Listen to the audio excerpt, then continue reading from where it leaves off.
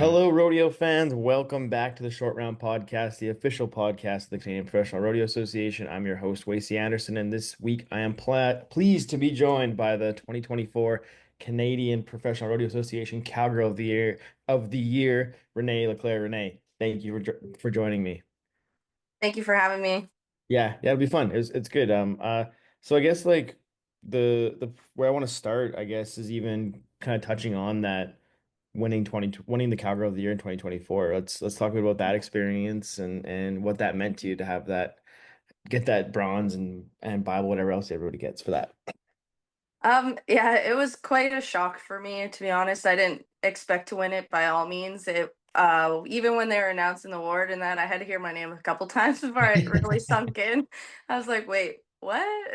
But no, it's such a true honor, Mhm. to even be like thought for the award, but even to win award it was honestly the biggest honor I probably could have so far. Yeah, I guess that was gonna be my next question is like where does this kind of stack up in your list of career accomplishments and kind of yeah, what does it mean to you to be part of that list of such amazing group of cowgirls? Like honestly, it was never really on my radar just because I didn't really think of me winning it. Mhm. Because you see, I grew up in rodeo, watched all these amazing women, and my mom was a barrel racer, so I got to live and watch her in her career, and it was amazing. And even all the women that have won this, I watched them when I was young at the CFR and everything, and just never imagined I could be where they were. We always dream about it, but for it to come true was just amazing. Yeah, for sure. It's always nice to be included in such an amazing group of people. So looking back on 2024, it was a pretty big year for you. You took home 25, just over $25,000, made your way down the road and came into the CFR sixth, heading into that week in Edmonton. So before we talk about CFR, let's talk about that season. What went well for you in 2024, and what were some of the highlights throughout the year? Honestly, coming into 2024, I didn't have like too many like goals. I just wanted to show up, make my runs, and do the best I can. I had a couple really nice horses that I had planned on roading off of. I had Jewel, obviously, who I ended up running most of the season, and then I had Graceland ready to go, but unfortunately, at the beginning of the year, she ended up getting an injury and was out for the year. So it really kind of changed up my plans off the start, to be honest. I had planned to run Jewel at certain arenas and Graceland at others, and it actually ended up being a blessing in disguise because I ran Jewel at places I never thought I'd run her at, and she killed it, honestly. She ran way better at them than I ever expected, and now I would have never ran her at them, but now those are definitely her pens. So how refreshing for you is to have your horse be able to adapt to those different scenarios? I know it varies so much throughout our season. Like you look at even now, like with the Kananaskis Pro Rodeo, Tabor and Med Hat are pretty small pens, and then you go by the time you get to Ponoka, it's probably the big one of the biggest patterns of the year. So how much easier does that make your life having one horse that can do it all, a one trick pony? Yeah. It was so awesome because yeah, I was super confident on Jewel, like from the futurities and all that, running her in the Mhm. smaller pens. So that's where my game plan was to run Jewel at the smaller pens and then get on Graceland because she's a little bit more huntier than on the barrels than Jewel is. But yeah, no, when I was a little bit nervous, like Falkland honestly was one of is the first Yeah, outdoor rodeo. So I had no expectations. I just went there and I was like, you know what, we're gonna make her run. We're gonna do our best. I knew I had a good draw, and she felt phenomenal. And I did end up winning that rodeo, and it kind of changed my whole season. I would say there that I just kind of got that confidence with her, and we just kind of really, as a team, grew together, and it was great. It was so much fun running her. Yeah, that's it's wild once you can kind of like get that bond going and start putting some runs together, how things change. Because was it even a goal for you at the start of the year to make the CFR, or was it just kind of we'll see what happens kind of thing? And then Yeah, I'd say more see if it happens kind of thing because like every year, like you always want to, but like I said, it was kind of my first year having those two as my main mounts. I retired Flip, my mare that I've done really well on. Mhm. So that was a big thing too for me to like not run her this year or last year because she was just my rock, like steady Eddie. I knew her. She was always my go-to. I could always count on her.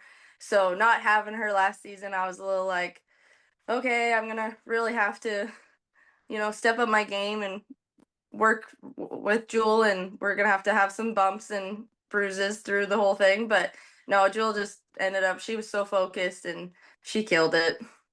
That's one thing I don't think has been talked about a whole lot. Well, maybe it hasn't. I just haven't heard it. But just like, like when you have a horse like Flit, that's Yeah. yeah, like you have a horse like Flit, or you even look at like say even like Lindsay and Martha, those horses that you've had, you basically kind of grow up with and have so much success on and whatever. But moving on to that next horse, that's a hard process that I don't think, yeah, doesn't really get discussed a whole lot in your guys' world. Agreed. Honestly, yeah, because they, like I said, they kind of become a rock. Like we Mm, get so bonded with them, and we know. Like I knew or Flit always worked good at Pinoca. I've had mm. success at Pinoca on her, and all the big pens and stuff. Like I was so confident on her. She always turned. She always did her job, and you just get comfortable. So this year or last year, was my first time not running Flit at Pinoca. So I was a little like, okay, like I hope we could just, go out there and do the best we can, and hopefully we don't look bad. Mhm. But no, Jill works so good because Pinoca's, yeah, it's a big stage, big pattern. It's a long alley, so it's a tricky pen, The and she atmosphere has handled it changed so there well. so much too. Hey, like the new grandstand on one side, it's like a full on like stadium. Like, Oh yeah. so the energy's a lot different. Hey, Yeah, it's crazy. yeah, wild. So yeah, it's like so. How do you overcome that mentally though? Like you say it's nerve wracking going into Pinocchio, not riding your trusty horse going into it every time, but it's a matter of getting used to the horse, the newer horse, and then obviously there's got to be some mental hurdles to overcome in that point too. Yeah, I knew Jewel could do it. Mhm. She's always been super solid, and she'd been working phenomenal. So all I like every time I go in with her, honestly, I'm always thinking, okay, I just need to do my job. I know she'll do her job. And that's kind of what I do with like lots of my horses is that I get to the point of like, you train, you get them working. There's got to be a point where you got to trust them, let them do their job, and then I just got to do mine. Yeah, that's fair, I guess. What's the best way to do it? So you and your mom have like kind of built a reputation as like good barrel horse trainers, and a lot of homegrown horses you guys have had come up along the ranks over the years. So, what are you guys looking for in prospects, and kind of what is that training process for you guys to just to figure out if you have a good horse kind of in your pen? Well, it's kind of crazy. So like Flit was born and raised. I actually her mom was my first ever horse I ever rode. Wow. And Jewel is actually a fourth generation now for us. So Cool. her great grandma was my mom's good horse when she was younger and rodeoing, and then the mother to Jewel is my mom's last like real rodeo horse that lots of people know her as Robin. Mm, So it's really cool to have that like the generations of yeah. horses that we've had. And then now too, like so we have lots of brood mares, and I still have like a few like the older mares that I used to run. Well now Flit will be into the broodmare pen. And we have a stud that we actually own as well. So Oh, we okay. yeah, so we breed and raise and train. We just kind of try to pick one of our favorites of the year, depending on like what they have in each mare and stuff. We always keep mares and sell the Yeah. geldings, but and the stud colts. But so yeah, we just kind of whichever one we kind of bond to that year is what we'll pick, and then we kind of just see it through and That's hope cool. everything goes good.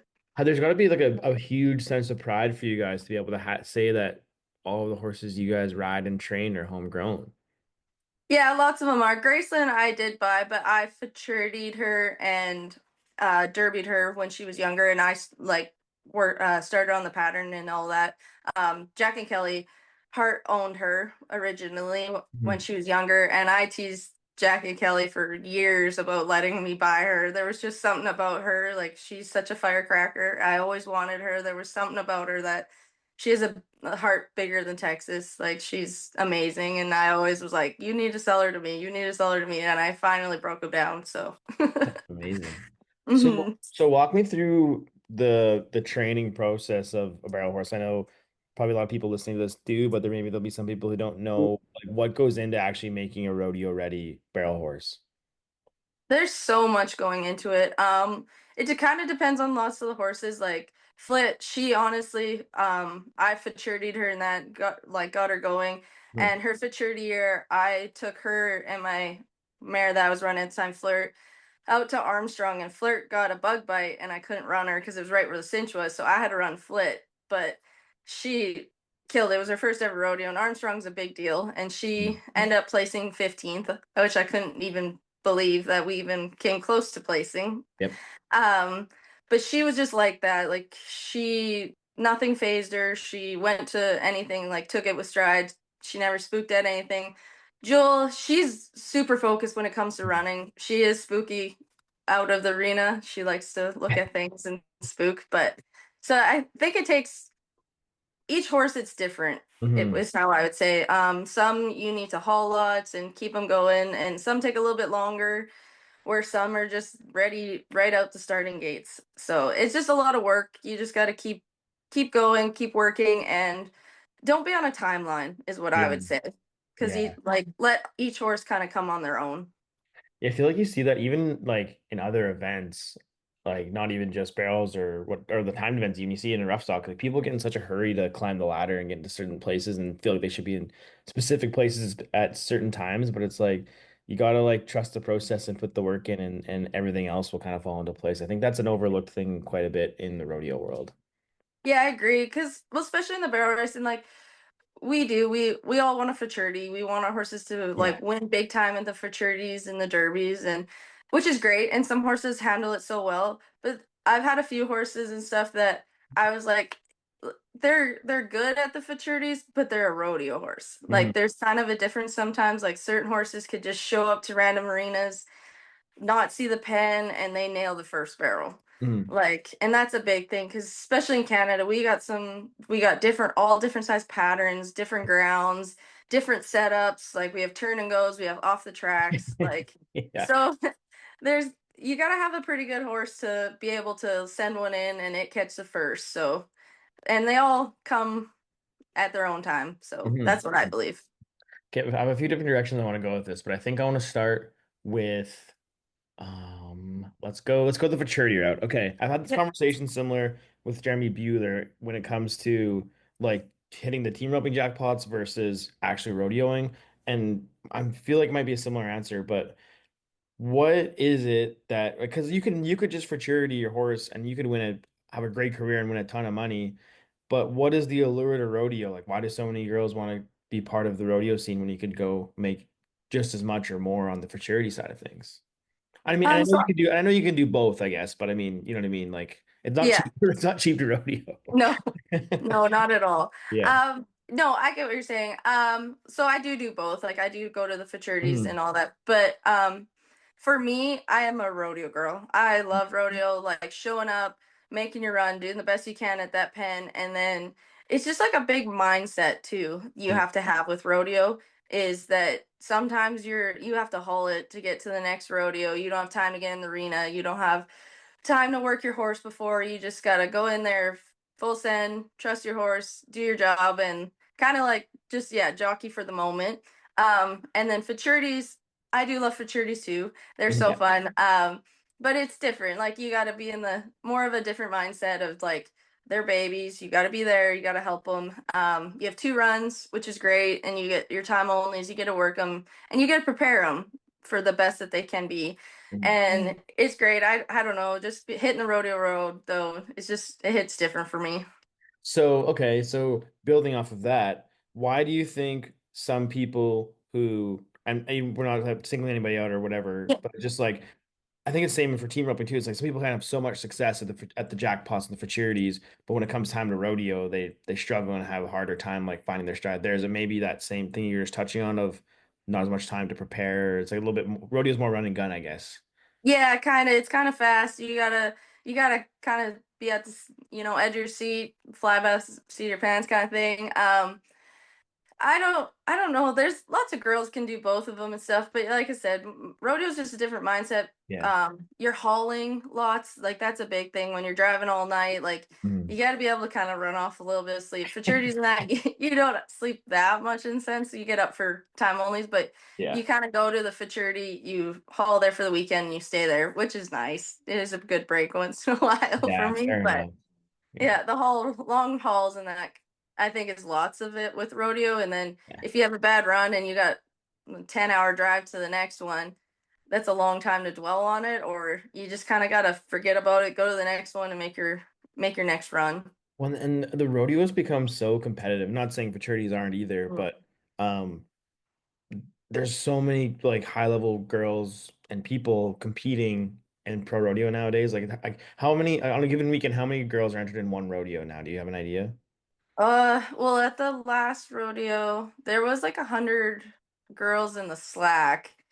So yeah, it's been a lot. Say it's like say it averages like 100 130. So say you have 100 in slack Yeah. and then 10 per for three perfs. So say Yeah. between 100 and 140 like and you're competing for what, eight places?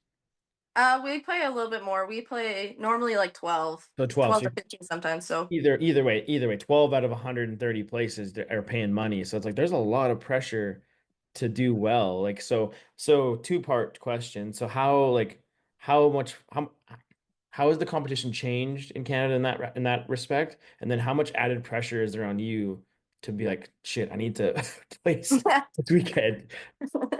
yeah. Well, I don't really try to add more pressure. Like I Right. know it's so tough. Yeah, you make one mistake and honestly it costs you a check big time because it has been super tough. Like all the rodeos have been so tight. Mhm.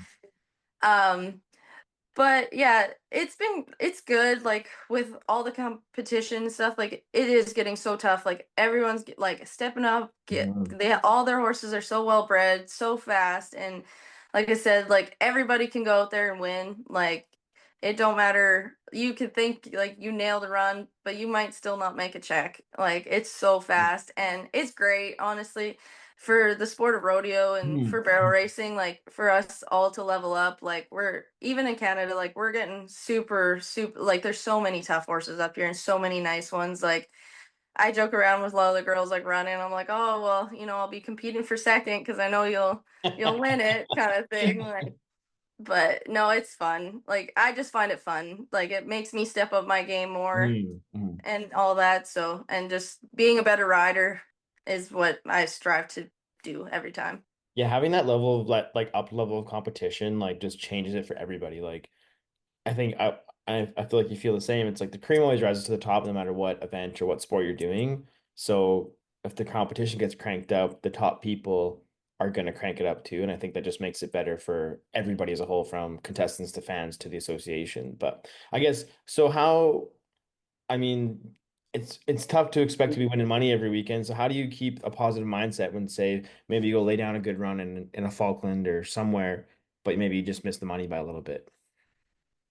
I think that's what just like even being close, like it's Yeah. just an adrenaline rush, right? Like Yeah. you make that really nice run, you're so close, you're like, oh, the next one, I got the next one. And it can be like that, or sometimes like the one year, the other year I had a good year, but it Mm. wasn't a good year in like say money sense.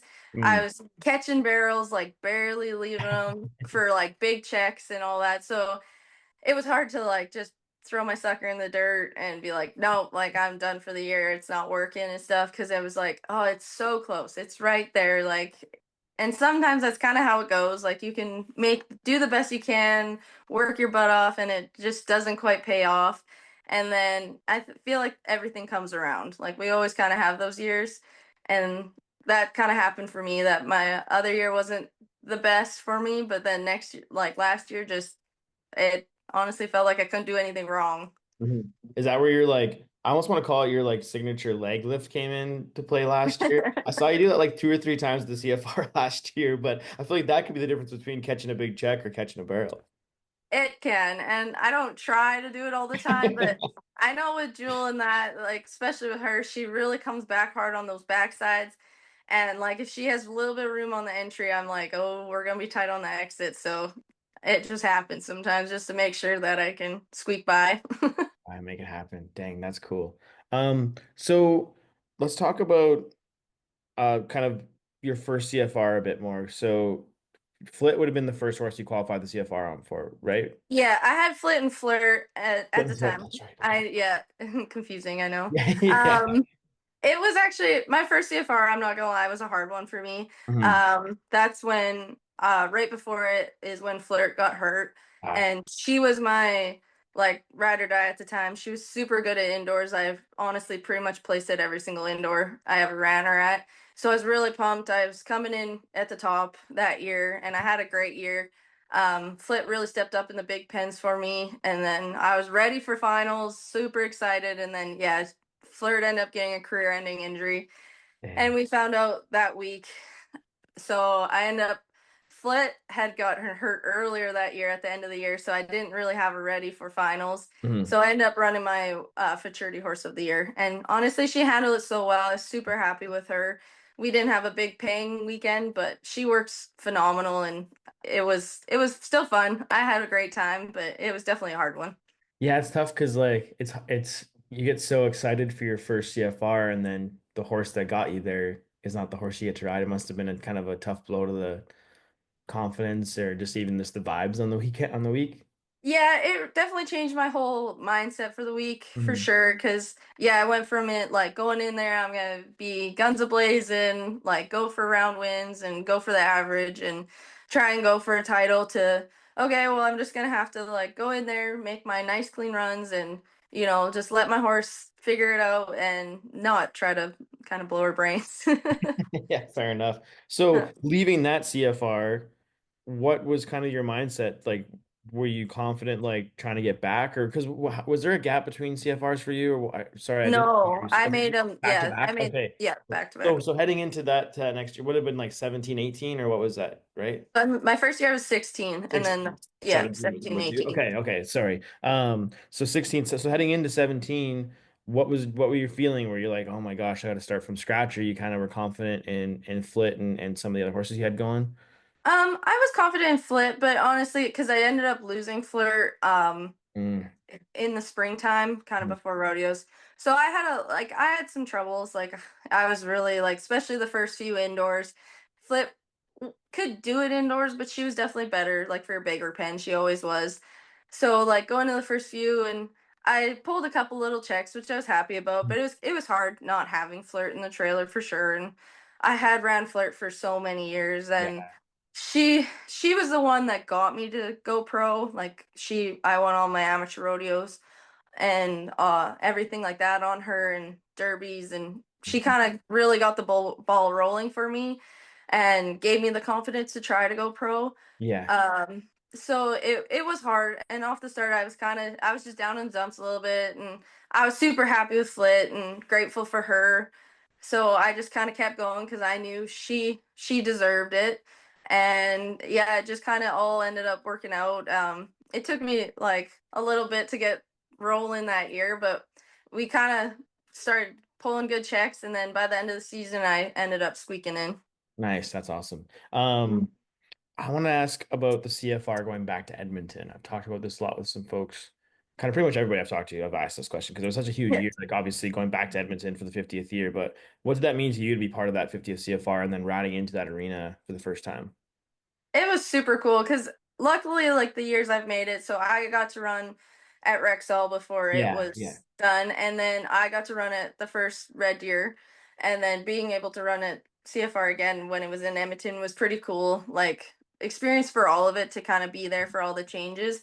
Rexall was so fun. Like the Yeah. atmosphere and all that was so much fun. Like it was a great finals. And Red Deer was fun. It was really cool, like to switch it up and made it like a little bit more of a game changer to try Yeah. and figure out the new arena because everyone kind of go to CFR and you kind of got used to the old Rexall. But going back to Edmonton, it was fun. Like it's so different being in Edmonton. Like they Mhm. love rodeo. It's always Yeah. packed. Like the atmosphere there is so much fun. It was a little different being downtown, I'm not gonna lie. That Yeah. was a little challenging and exciting at the same time, but no, the facilities and that was it was overwhelming. It was so much fun. Yeah, it was. I didn't really haven't really considered like how much different it would have been for the timed event folks as much because you guys had to keep your horses like across the street from Rogers. So Yeah. was there a little bit of anxiety involved in that, or how did you guys like I know we had oh my gosh Cal Jarvis was taking was keeping watch over everything, but what was it like for you like when you're heading home for the night? Yeah, it was super interesting. We were all, it was a culture shock, I think, for a lot of us Yeah. because we're all like small town people. Yeah. Like a lot of us barrel racers definitely are from old small towns, and we got there and we're like, oh my gosh, this is completely different. So yeah, keeping our horses down there. Yeah, we were across the street. They were in like a fenced area and stuff, Yeah. so they had guards and everything. So I felt confident with them in that there. So that was great, and my horse seemed to be real relaxed and everything in there. So that was nice. But yeah, it was different. We are the us barrel racers, and I think the steer wrestlers and that were at a where were we? The Holiday Inn, I think it was. So it was a little ways away. Yeah. And the first couple days we were like, oh my God, this is a little interesting. But we all ended up using the scooters and that, and it was Yeah, pretty those are fun. fun. Yeah. Yeah, yeah. I need to I mean I wonder if there's been like sport any injuries to sport med reported on those things yet. Oh, I guarantee there's a few. I was telling Curtis this. I was like, I saw those bull rider kids just ripping around, the rough stock kids just ripping around, being idiots on those things. So it's only a matter of time before somebody gets bucked off one of those. Oh, Yeah. even us barrel racers were getting a little Yeah, wild on yeah. it. You get any like I feel like any like rodeo people you get on those things, they're having a heck of a time. Yeah, Um we had a few races. Yeah, yeah, I believe it. But so what was it like? Okay, so what was it like to have? I kind of felt like it was a big step or a natural progression or kind of the next step for the CFR. I know I'm sure you've been to Vegas and kind of like you get that big city feel and it feels like a finals. And I felt like we had that feeling. Like, not saying we didn't have it in Red Deer, not saying it wasn't Yeah. like in Rexall, but like I feel like the last year in Red Deer we kind of capped it out and Red Deer did a great job, but we just needed the next thing to make it feel like we're Yeah, growing. get back to the next level. Yeah, so did you get that kind of same feeling in Edmonton last fall, or what was it like? Yeah, Yeah. for sure. Like it was great. Like all the little things that they had when they had the cattle down the downtown and stuff was Mhm. super cool. Like doing all that kind of stuff. I find it super fun and it's great like when we get to interact, like when we do our signings and stuff like that, and you get the big lineup of the kids and all that. It's so much fun. And I really enjoy doing all that kind of stuff. So it was great to be in Edmonton and have all that kind of stuff. Like more of that is even better. Yeah, yeah. The more we can get, the more access we can give to non-rodeo folks. I feel like it just nothing but does nothing but good for us at the end of the day. So, that's cool. Let's talk 2025. I guess we've already kind of started into 2025, but I guess how's the season been going for you so far? And then as we look ahead, what are some of the goals? Obviously, maybe getting back to CFR is that for you, but do you have any goals outside of that? Honestly, my goals every year is I'm gonna try and show up every run for my horse. I believe they deserve it. Both of them. I have Grayson back running this year. So I have her, and then I'll have Jewel again. And so far, it's been good. I've had a Mhm. couple mistakes on my part, so I just got to clean that up. And no, this year, honestly, I just want to take it run by run, Yeah. enjoy my horses. From losing a horse and all that, like it's hard, but I've learned to live in the moment, enjoy my horse, have fun, make sure they're feeling great, and obviously, yeah, getting back to CFR will always be a Mhm. goal and everything for me. But like I said, I just want to be enjoying the time, enjoying my horses, and having fun.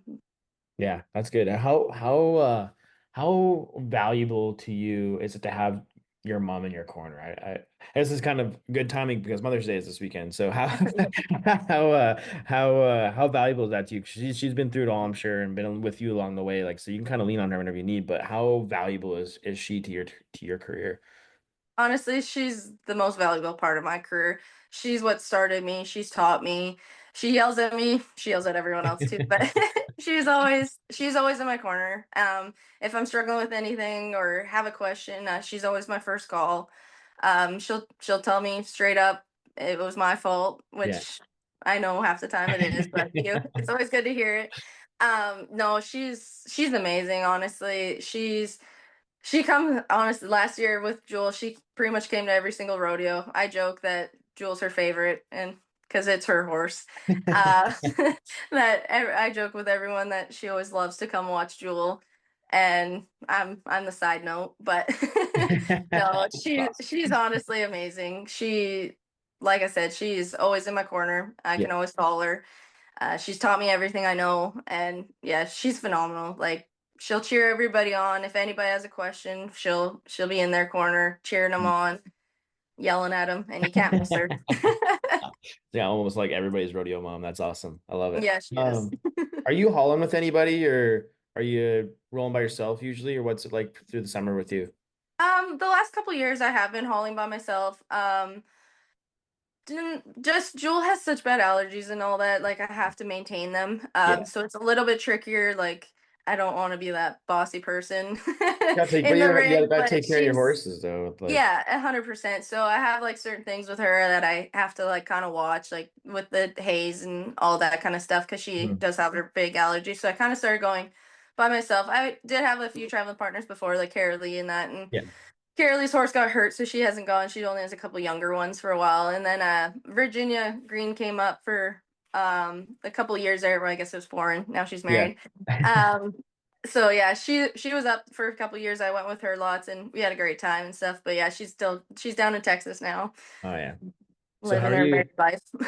how are you how are you how do you keep yourself entertained on the road by yourself? I'm sure your mom probably travels with you quite a bit, but when you're on your own riding solo, how do you keep yourself sane?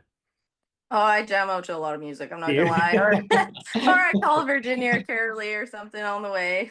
Yeah, that's awesome. Uh, What's your like typical like dinner on the road?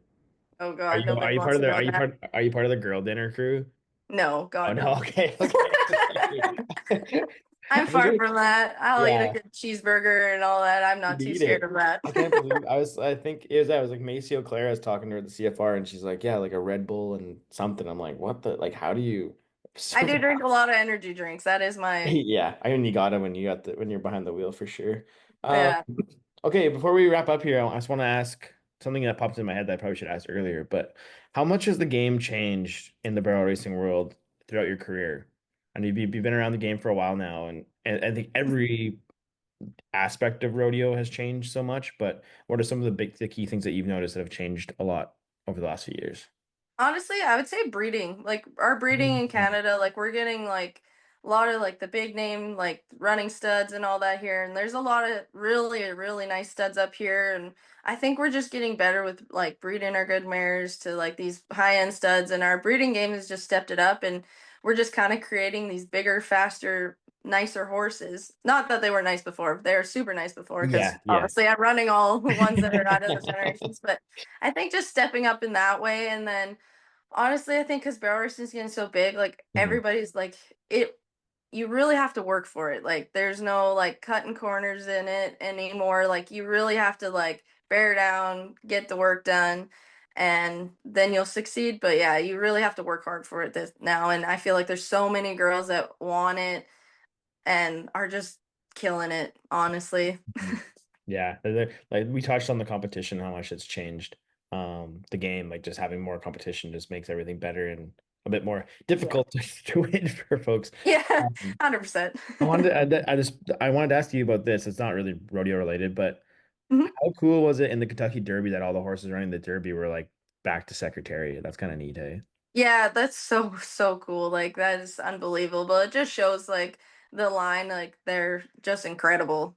Yeah, it's wild that like we talk about like how far the breeding has come and stuff with barrel racing, but just like and I think it's probably the same with some of the barrel studs that have been in the past, but it's like there's that one line is tried and true to always have Yeah. like the best offspring. It's kind of cool to see it. Which Yeah, no, for sure. who would you say would be that in the world these days? Honestly, like, well, there's so many like Dash to Fames and Frenchman's Guys and all that. There's getting quite a few, but they're pretty like in lots of the lines somewhere as if they're on the dam side or on the sire side and that. So I'd almost say those two, but yeah, probably those two lately. Yeah, fair enough. Okay, one more thing before I let you go. What are some of the rodeos you're looking forward to this year? What are some of your favorites to hit on your list? And maybe what's one that you haven't won yet that you'd like to add to your trophy case? Two-parter for you. There's actually a few rodeos I'd still love to win. I have like a little list of that I want to try and win every rodeo at least once. I always enjoy going to Leclercq. It's so much fun to go up there. They always treat us so Mhm. amazingly. Pinoca obviously is always a fun one. But honestly, this year, I'd say honestly Wainwright. I've always kind of had me and Oh, Wainwright have nice. had our issues. We've never really done great there. Jewel killed it last year. I think we ended up third or fourth or something there. So that was like my first. I was like, finally, I could do it at Wainwright. I don't know what it is with Wainwright, but that's one I want to try and win once. Oh, amazing. That's awesome. And they give out a pretty nice buckle at that one too, hey? Yeah, I think they do. Yeah, it's super nice. Okay, one more before I let you go. Yeah, no, you're good. What's the most unique thing that you've won at a fraternity or a rodeo? Mm. I always like the buckles are cool, but it's fun to hear what else people win. Um, what have I won? I've always wanted to win a bronze. I haven't got one of those yet because I always think those are like Oh, the coolest things yeah. ever. I've won some like pocket knives and stuff like that, which are pretty sweet. Uh, what would I say is a I have a couple like plaques and stuff like that that I've won that I think is really cool. Just something like yeah to change it up. Buckles are always sweet. Yeah. Can't Do turn you own down a like a buckle truck or a ever. trailer? Oh, I guess I have won a trailer. It's been a while, but yeah, That's kind of cool. the trailer was pretty sweet. Yeah. Actually, though, I did win a horse once. Oh, what? That's cool. Yeah, and she ended up being like a super nice horse, and I actually won quite a bit of money on. Oh, badass. That's awesome. Yeah. Cool. Well, I think that's gonna do it. I'm kind of out of questions unless there's anything else that you want to chat about that I may have missed. Well, I think we hit quite a few things. Got It her was down great. there. Cool. All right, Yeah. Renee, thank you so much for taking the time to chat with me today. Wishing you all the best this season, and I'm sure I'll see you down the road sometime this summer. But yeah, thanks again. Thank you so much for having me. This was Yeah. so much fun, and I Yes. really appreciate you asking me. Yeah, no problem. And again, congrats on winning Cowgirl of the Year last year. That's huge, Thank and you. we're all very Thank you so proud of you. much. Yeah, sounds good. Okay, this has been episode 35 of the short round. We will catch you all next time.